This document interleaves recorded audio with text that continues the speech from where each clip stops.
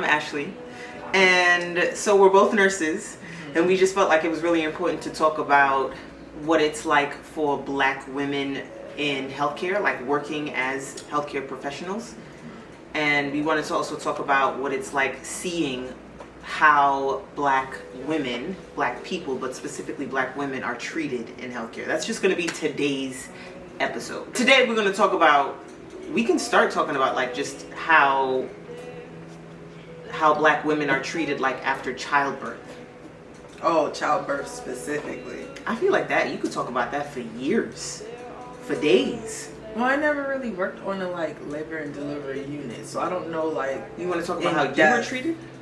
I was treated fine, but I know my experience isn't the same as everyone else. So, yeah, but no, I had a really good experience, and this was before I became a nurse, so I was treated fine. But you know, everyone's experience wasn't like mine, so I can't speak for them.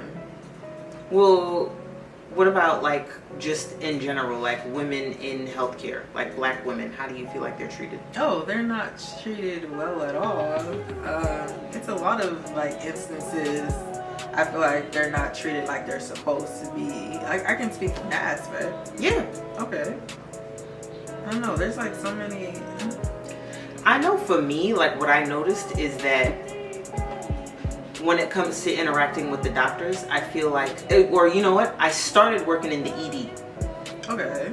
I started working in the ED on the East Coast, and the area that I was working in, it was heavy on drug use and drug abuse. Just heavy.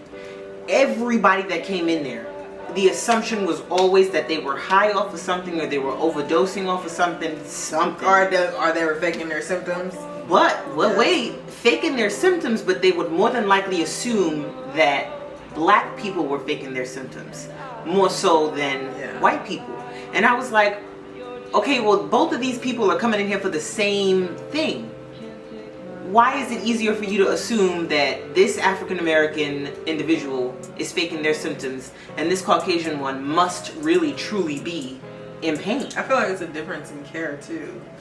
Like, it's more like more sympathy for that person versus the Black one. Yes, it's like a stronger sense of understanding. Like, well, wait a minute. Yeah, it's like, I can see that because I pay attention to stuff like that, but I never really actually called it out on the floor. I don't know. I kind of feel like if you speak up on it or if you say something, they look at you like you're no longer educated. Like, how do you not see what's happening here? Or they just become very argumentative. So I just like, after a while, I'm like, okay, because it's not going to go anywhere. It's going to go in one ear and out the other. Like, that's their thinking. So it's hard for me to not be pushy about it though. It's hard because I'm Black, you know? I just be like, okay, and then keep it pushing and not really pay attention to them anymore. Like, I just tune them out. I don't know. Like, I feel like it's one thing for me to see, like, okay, this patient actually is faking it. Yes, I have. That's very easy to see, though. I don't know. Once you become a nurse for so many years, you can pick up on that. Immediately. Yes. Immediately. Like, I remembered this Caucasian patient that I had. He came in and everybody was like, oh my God, he's having such a hard time breathing. And I go in there and I don't know what it was about what he was doing, but I took one look at this man and I'm like, he's fine.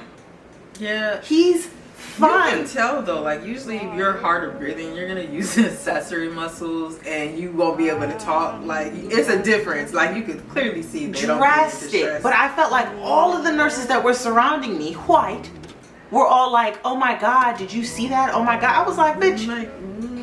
No, he coming here for something. You just need to see what he's coming here for. Yes. Yes.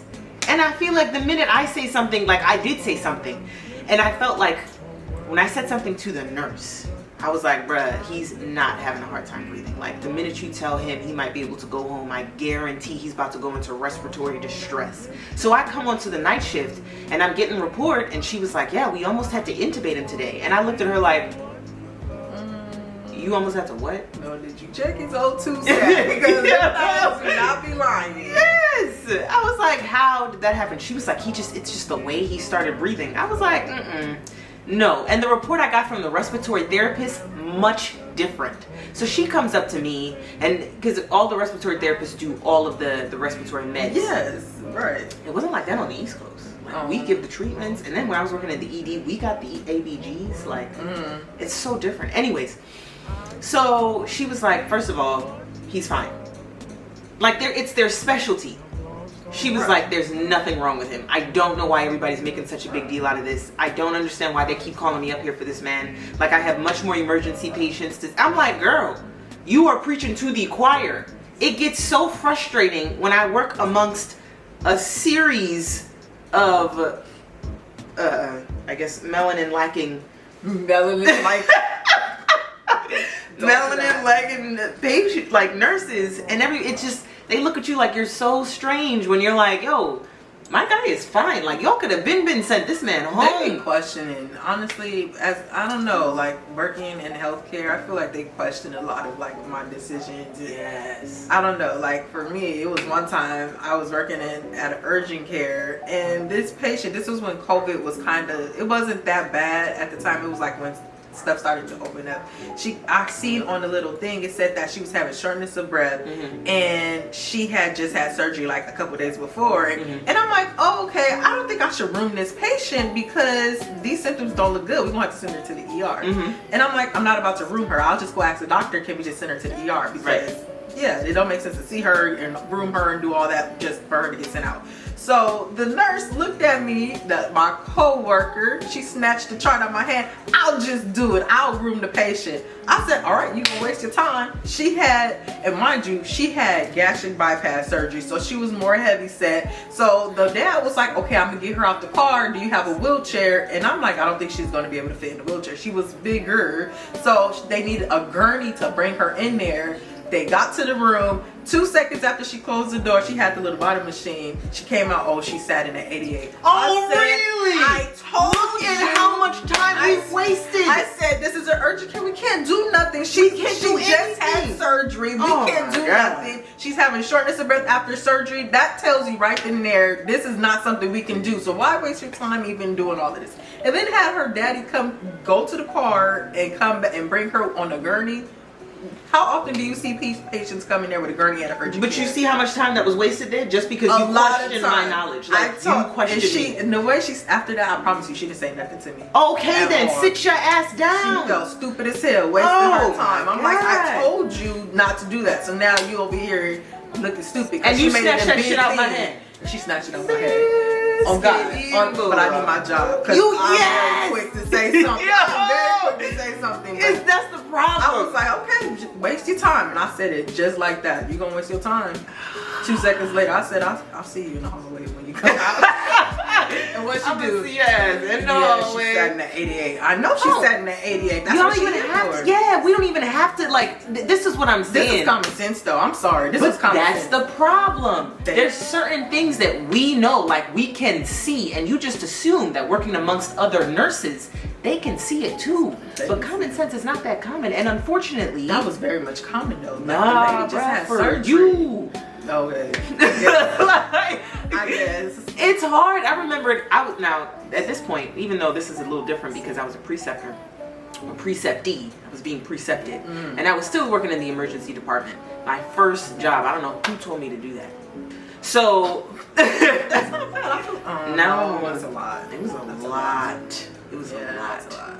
So there was this one patient that came in, and I was supposed to be leaving, and I was leaving my preceptor. Like, I was leaving her, and she was getting overwhelmed. This was like my first. Remember, I was telling you my first nursing job. I don't know why I couldn't remember like I was a nurse. I am a nurse. So, anyways. I remembered I was leaving and my preceptor was going to stay there. I had to leave early that day. And I walked past the patient that we both brought back. And I was looking at him and I was like, bro, he's using like accessory muscles. He's like getting in a tripod position. And it's just like second nature. Like your body does this to protect itself. So I go back to her and I was like, homeboy doesn't look good. Like maybe I should just put him in a room. I'm going to go put him in a room. She's like, no, don't worry about it. I know patients like that. Doesn't make any sense because he's not even here for pain meds. My guy's saying he can't breathe, but whatever. And so I'm getting ready to leave. I go get my stuff from the locker room, and I have to pass back through the emergency department, and I see him struggling, and I tell her again, and she's like, I know what I'm doing. So then as I'm walking past him, my guy like shoots up, and he looks me dead in my face and says, help. Like, and it was with so much like he was already winded. After saying help, he's like, I can't. And then he would like gasp for air and then say the word breathe. Like, everything is work. And she storms out the room. Everybody floods near the area, puts him in the mother flipping room. Like I said I was gonna do in the first place. Yeah. Like, this is what I'm talking about. Like, I understand that I was a preceptee at the time, but those were signs that you just can't miss. Yeah. You just know, like, they were blatantly obvious, and I feel like she was just so in her head about not wanting to be told that I might know something about, like, from a preceptee. You know? I don't think it was because of you being a preceptee, though. I think it's just because she just truly did not believe that's what he was in there for. Yeah, you are absolutely right. You are absolutely right. Yeah. Look, y'all, we're gonna keep doing stories like this. We're gonna keep talking about our experiences that like cover the topics about what it means to be African American in healthcare, an African American patient in healthcare. Yes. Keep tuning in. Keep joining our conversations. Tell us how you do. See you next time. Thank you.